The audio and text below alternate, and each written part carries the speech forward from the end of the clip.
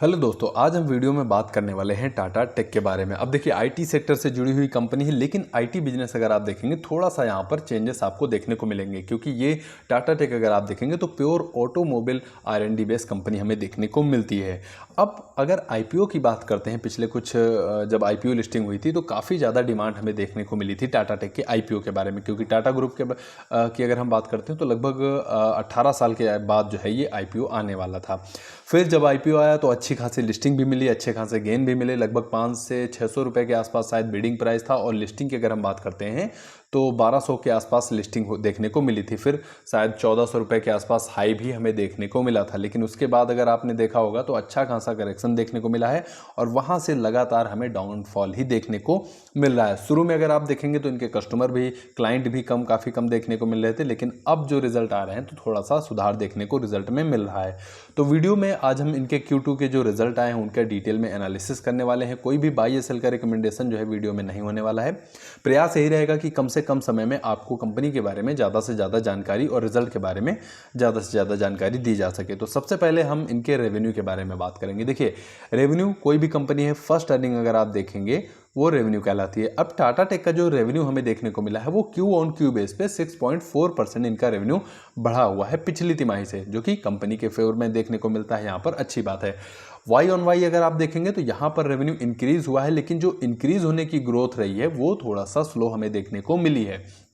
2.1% जो है इनका ईयरली बेसिस पे रेवेन्यू इंक्रीज हुआ है। अब लेटेस्ट में जो रेवेन्यू देखने को मिला है 1323 करोड़ का हमें देखने को मिला है, और एक साल पहले 1296 करोड़ का। तो बहुत ज़्यादा अंतर यहाँ पर भी देखने को नहीं मिल रहा है। फिर ग्रॉस प्रॉफिट की हम बात करते हैं तो gross profit Q on Q base पे तो आपको इंक्रीज फॉर्म में देखने को मिलेगा, लगभग डबल डिजिट में, लेकिन ईयरली जब आप नंबर देखेंगे तो ग्रॉस प्रॉफिट जो है वो 4.5% के आसपास डाउन होता हुआ नजर आया है। तो ये एक निगेटिव जो इनके रिजल्ट में हमें देखने को मिला है, जो कंपनी के फेवर में बिल्कुल नहीं है। फिर एबिट की अगर हम बात कर लेते हैं तो यही चीज़ आप देखेंगे, एबिट में जो ग्रोथ रही है ईयरली बेसिस पे वो जो है वो डिक्लाइन फॉर्म में देखने को मिली। 7.3% जो है इनका एबिट यानी अर्निंग बिफोर इंटरेस्ट टैक्स जो है वो आपको कम होता हुआ नजर आ रहा है ईयरली बेसिस पे। क्यों ऑन क्यों तो ठीक है, लगभग 4.5% की ग्रोथ देखने को मिली, लेकिन ईयरली बेसिस पे यहाँ पर भी थोड़ा सा दिक्कत देखने को मिली है। तो ये एक और निगेटिव जो पॉइंट हमें देखने को मिला है इनके Q2 के रिजल्ट के बारे में।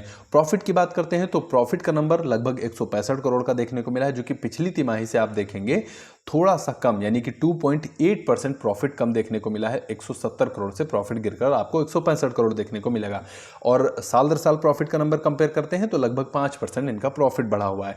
तो आप नंबर्स अगर आप देख पा रहे हैं तो रेवेन्यू को अगर हम छोड़ देते हैं तो बाकी सभी नंबर्स में क्यू ऑन क्यू अगर बढ़ोतरी देखने को मिली है तो Y on Y down trend देखने को मिल रहा है। Y on Y positive numbers देखने को मिले हैं तो क्यू ऑन क्यू नंबर्स खराब देखने को मिल रहे हैं। तो ये एक ट्रेंड अभी हमें रिजल्ट में देखने को मिला है इनके केसेस में। फिर मार्जिन की तरफ चलते हैं तो ग्रॉस मार्जिन आप देखेंगे तो ठीक है, क्यू ऑन क्यू तो ग्रॉस मार्जिन में सुधार देखने को मिला है, लेकिन फिर वही ट्रेंड आपको देखने को मिलेगा वाई ऑन वाई आपको मार्जिन में भी दिक्कत देखने को मिल जाएगी। फिर एबिट मार्जिन की अगर हम बात करते हैं तो एक साल पहले लगभग 16% के आसपास एबिट मार्जिन था, जो कि अब आप देखेंगे तो लगभग 14.5% के आसपास यहाँ पर देखने को मिला है। और एबिट मार्जिन अगर आप क्यू ऑन क्यू कंपेयर कर रहे हैं नंबर तब भी आपको निगेटिव देखने को मिलेगा, और वाई ऑन वाई नंबर आप कंपेयर कर रहे हैं तब भी आपको निगेटिव ही देखने को मिलने वाला है। और प्रॉफिट मार्जिन की अगर हम बात करें तो प्रॉफिट मार्जिन आपको ईयरली थोड़ा सा बेहतर या फिर कह लीजिए फ्लैट नंबर सिमिलर देखने को मिलेगा, लेकिन क्यू ऑन क्यू यहाँ पर भी आपको जो है वो निगेटिव देखने को मिल जाएगा। तो नंबर्स में उतार चढ़ाव जो है वो काफ़ी ज़्यादा हमें देखने को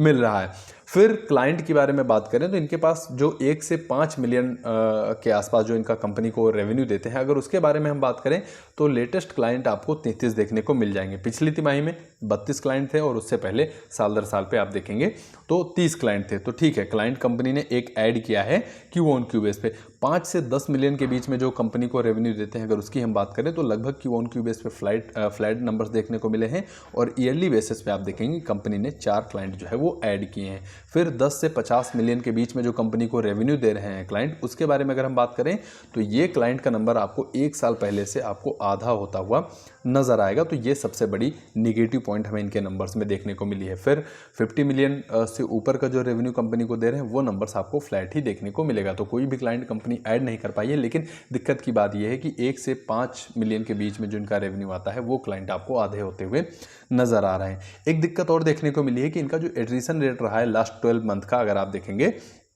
तो ये 15 के ऊपर जाता हुआ नज़र आया। 15% से ऊपर का इनका जो लास्ट 12 मंथ का एट्रिशन रेट है वो काफ़ी ज़्यादा देखने को मिल रहा है। अब एक साल पहले 13% का था, लेकिन अब आप देखेंगे तो ये नंबर्स आपको इंक्रीज फॉर्म में देखने को मिलेगा। और एट्रिशन बढ़ना आईटी रिलेटेड कंपनियों के लिए अच्छा नहीं माना जाता है, क्योंकि फिर नए एम्प्लॉय हायर करने पड़ते हैं, उनको ट्रेंड करना पड़ता है, काफ़ी सारे खर्चे जो है वो फिर बढ़ जाते हैं। तो ये छोटा सा वीडियो था टाटा टेक के Q2 रिजल्ट के बारे में।